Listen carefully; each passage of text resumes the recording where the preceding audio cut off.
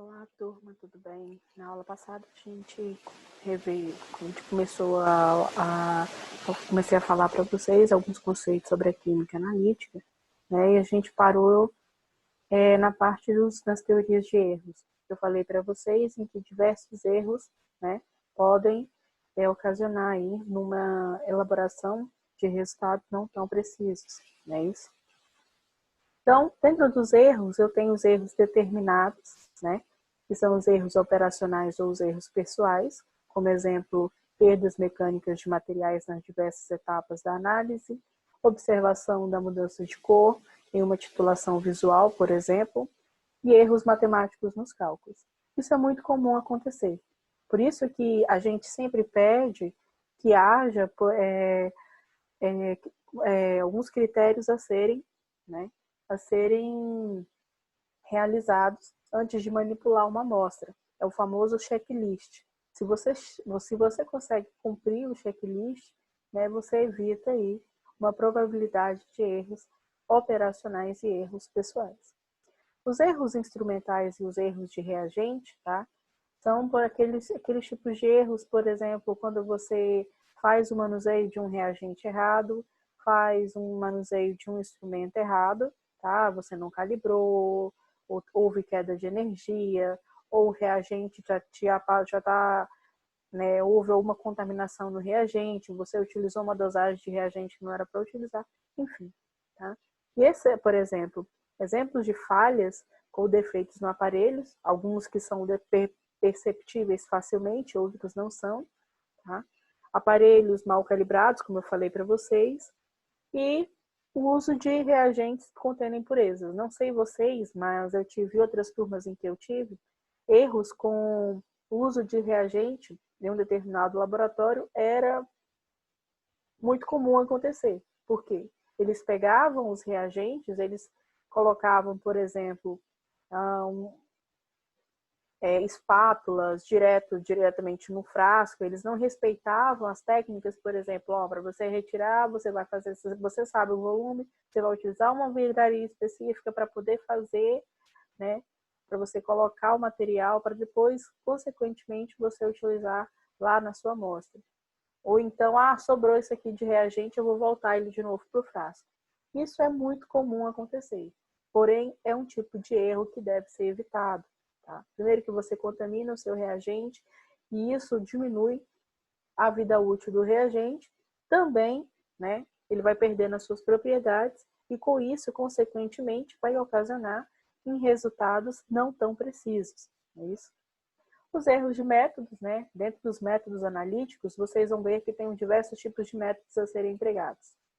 E vai depender do tipo de material, o tipo de reagente que você vai utilizar, o tipo de amostra, os tipos de equipamentos que você vai também manusear. E os exemplos disso eu tenho as reações laterais e as reações incompletas.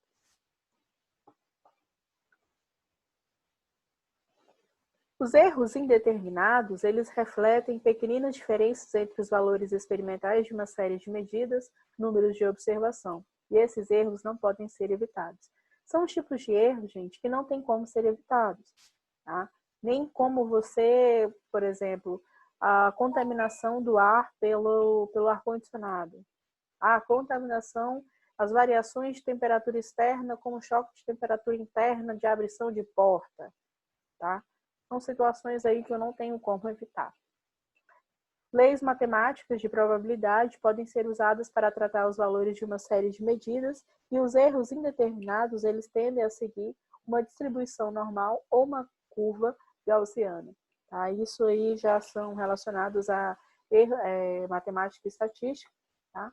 Na hora da mensuração, da interpretação dos dados. Todo mundo acha que probabilidade é só eu pegar o valor total e dividir o valor da amostra e dividir pelo valor total. Nem sempre a probabilidade se resume a isso. Tá? E não é todo mundo que tem essa facilidade e o domínio de manusear as ferramentas aí de probabilidade. Aqui eu tenho uma distribuição normal, uma validação dos resultados, tá? Que seriam as separações. Seria uma avaliação de uma prancha. Média aritmética e mediana, tá? São duas formas de calcular aí alguns valores.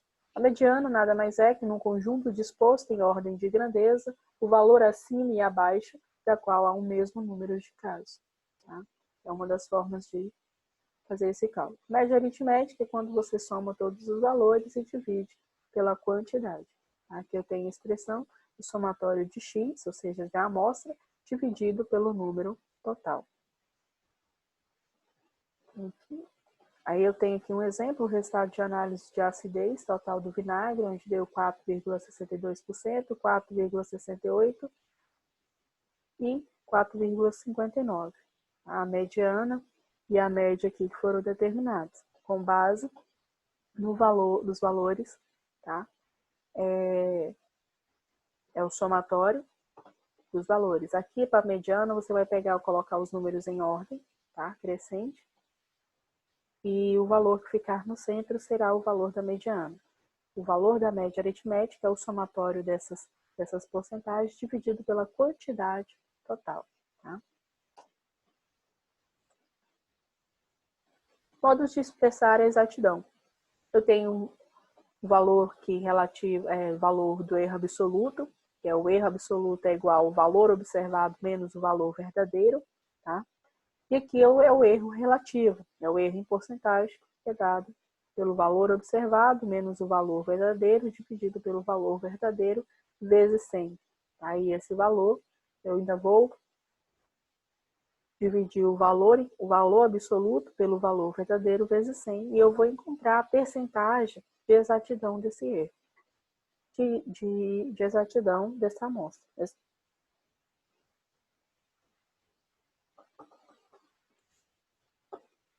Que eu tenho desvio padrão. Essas formulazinhas aqui que eu estou falando para vocês, essa parte de matemática e estatística, é só mesmo para elaborar aí a precisão, a exatidão que vocês têm, a probabilidade de erro, tá? São só expressões matemáticas para vocês estarem trabalhando, estarem se habituando. Alguns equipamentos já fornecem esses cálculos nas planilhas, nos gráficos, tá? Mas nem todos os equipamentos fazem isso. E aí, às vezes, há a necessidade de vocês fazerem esses cálculos. Eu tenho o cálculo de desvio padrão. Desvio padrão é igual ao somatório das variáveis da média aritmética menos o valor experimental elevado ao quadrado, dividido pelo número de graus de liberdade menos 1. Tá? Esse aqui é o valor para se calcular o desvio padrão. Eu tenho ainda o desvio padrão relativo e o limite de confiança, tá? O limite de intervalo de confiança. Eu tenho rejeição dos resultados, como é que eles devem ser expressos, tá? Usamos um teste Q para rejeitar os valores grosseiros em uma série de medidas, onde eu tenho x suspeitos, tá? Menos os x aproximados, x próximo.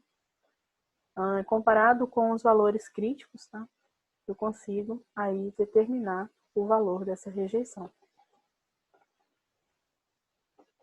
Aqui eu tenho a carta de controle, tá?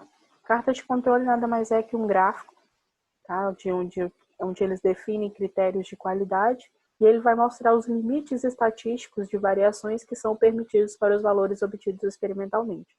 A carta de controle, por exemplo, seria mais ou menos, não sei se vocês têm o hábito, mas dentro do laboratório químico, vocês já vão manusear uma amostra e aí eles te dão lá um teor de corte, que é aquele valor mais ou menos em que tem que se encontrar, que vocês utilizam como base para poder identificar o cobre, o manganês, o ferro, tá? O lítio, o níquel.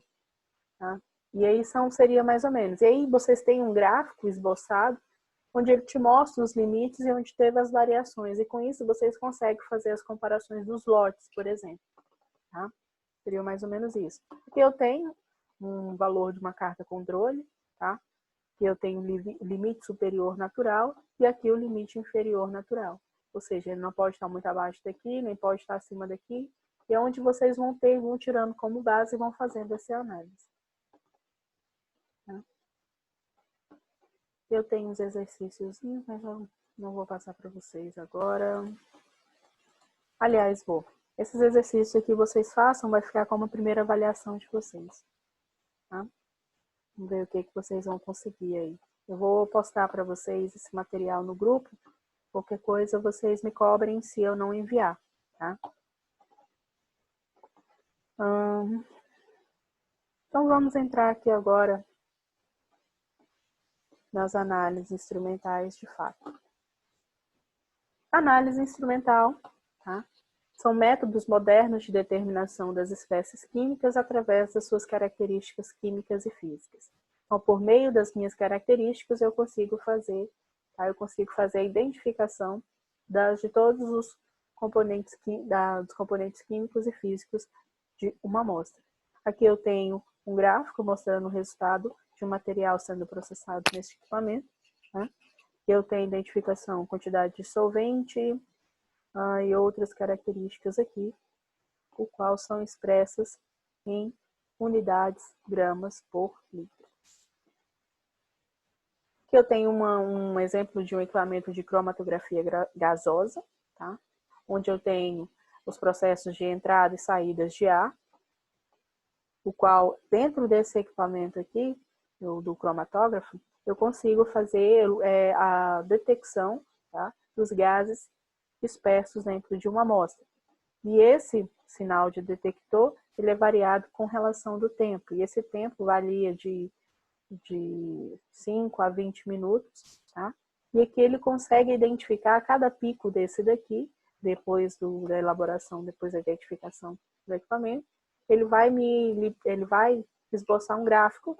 Dentro desse gráfico, aqui onde vocês estão vendo, cada pico desse está mostrando a quantidade de gases dispersos. Tá? Então aqui eu tenho 4-pentenol, 1-butanol, né? O valor aqui do 3 é 1-pentanol, ou seja, todos os gases ali dissolvidos ele consegue fazer essa identificação.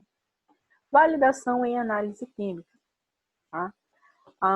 Para validação, são métodos de análise que conduzem os resultados confiáveis e adequados a uma qualidade pretendida. Tá? E eu continua com o mesmo equipamento que a gente viu inicialmente, qual ele vai me mostrando exatamente aí as variações. Dentro, tá? Isso aqui eu já falei para vocês, mas eu vou tornar a repetir. Eu tenho aqui a definição de um problema. O que é a definição de problema? O que eu quero descobrir? O que causou isso? Aí o meu problema. Depois eu vou escolher, selecionar o método que eu vou aplicar. Seja ele um método qualitativo, um método quantitativo, eu vou ter que mensurar aí, ou pode ser até mesmo os dois. Depois disso eu vou aplicar dentro da amostra, que são as operações prévias, tá? Vou fazer também a transformação da amostra. O que seria a transformação da amostra? São os primeiros ataques que eu vou fazer. Às vezes eu tenho uma amostra em estado sólido, eu preciso dela em estado líquido. Às vezes eu tenho uma amostra em estado líquido, eu preciso dela em forma de um precipitado, ou seja, um estado sólido, para que eu possa dar continuidade aí às minhas atividades.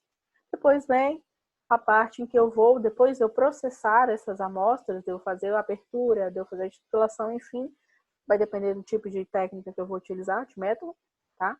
Eu vou fazer a aquisição desses dados, ou seja, eu vou fazer a parte de otimização do método. O que seria essa parte de otimização? É onde eu vou começar as minhas etapas de validação das minhas amostras, ou seja, eu vou começar a propor resultados, tá? Depois desse que eu faço essa obtenção desses resultados, eu preciso tratar esses dados. Como que eu vou tratar, professora?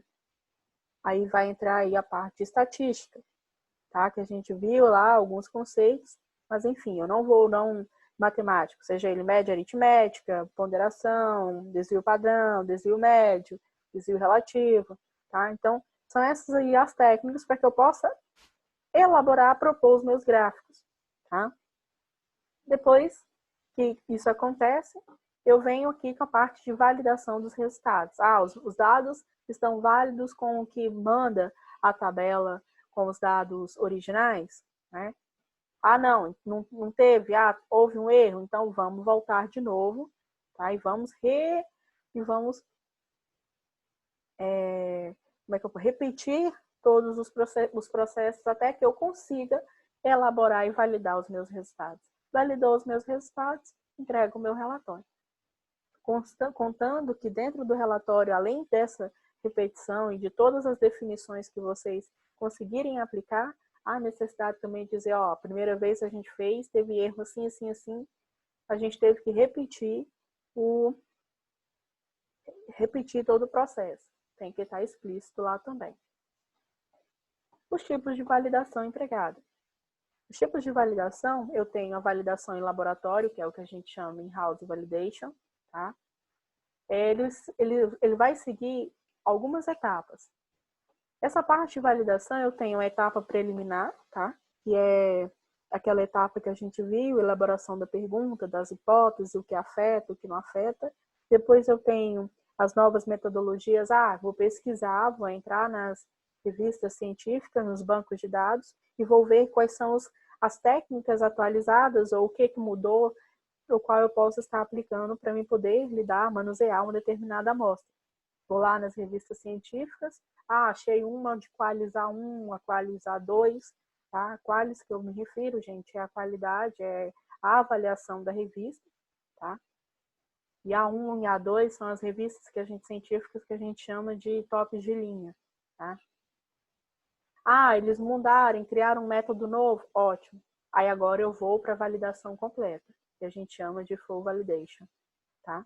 É qual eu tenho um desempenho, vou conferir o desempenho do método na prática, ver se realmente, né, ele tem o nível de confiabilidade o qual os estudos me mostram. Deu certo, posso, e agora eu vou fazer a reprodutibilidade. O que é reprodutibilidade? Eu vou reproduzir o método várias vezes para ver se os resultados e fazer uma comparação dos resultados para ver se eu obtive ou não uma precisão o qual eu possa confiar. Tá? Eles não vão, a amostra deu 10% aqui, não significa dizer, depois eu reproduzir várias vezes em outras amostras, que todas darão 10%. Aí é onde entra aí os erros que eu falei para vocês. Sempre vai haver um erro. Tá? Então o erro ele tem que ficar aí no máximo 2%. Tá? Mais que isso já é um erro aí que a gente considera como erro de nada confiável. Metodologia oficial, e com isso eu defino a metodologia oficial que eu vou aplicar para poder lidar com aquelas amostras dentro do laboratório. Não é simplesmente eu vou chegar dentro do laboratório e vou falar, eu vou escolher esse método aleatoriamente. Ele é bom, ele é confiável. Não, eu preciso te provar que esse método é confiável. E para que eu consiga provar, eu tenho que seguir todas essas etapas. Os parâmetros, tá, de validação dessas amostras. Eu tenho os parâmetros definidos pelo Inmetro, tá, alguns, e alguns definidos também pela Anvisa. O Inmetro, ele pede que a gente tenha especificidade e seletividade, assim como a Anvisa, faixa de trabalho, faixa linear de trabalho, tá?